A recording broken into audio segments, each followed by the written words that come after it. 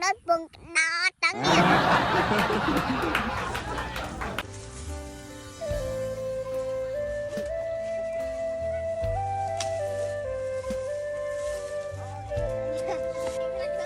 chuyện thế nè. anh đi hôm tao đánh hạ hôm á Bớt lắc nữa nè. Chưa quên. Xin ăn hết. Gì? Con ôn lại năng. Nè. Càng hộp vô nè. Tại vì cho đi shake.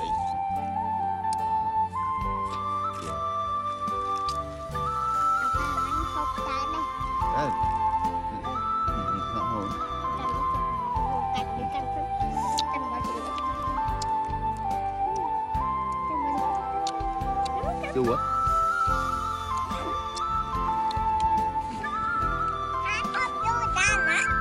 Những cái thịt khan hộp chú đa hộp đấy.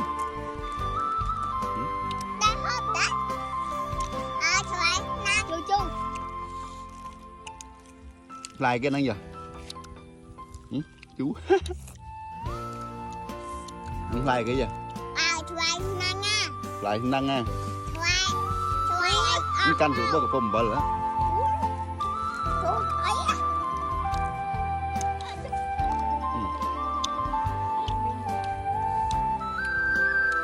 Lại.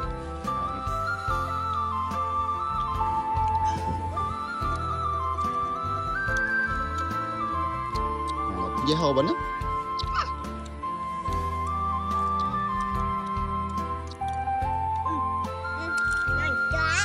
Mấy cái hộp chợ trên những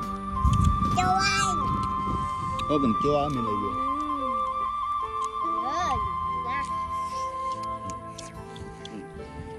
đâu chắc ở hả chắc vì hận đi chơi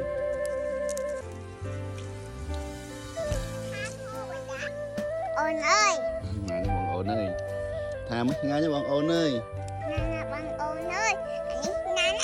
anh ngài nó fly cái nữa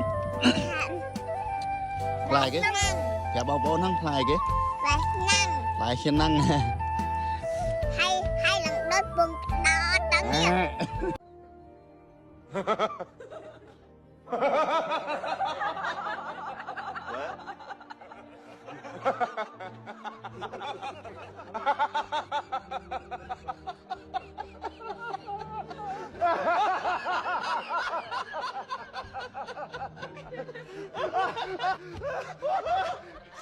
Gosh,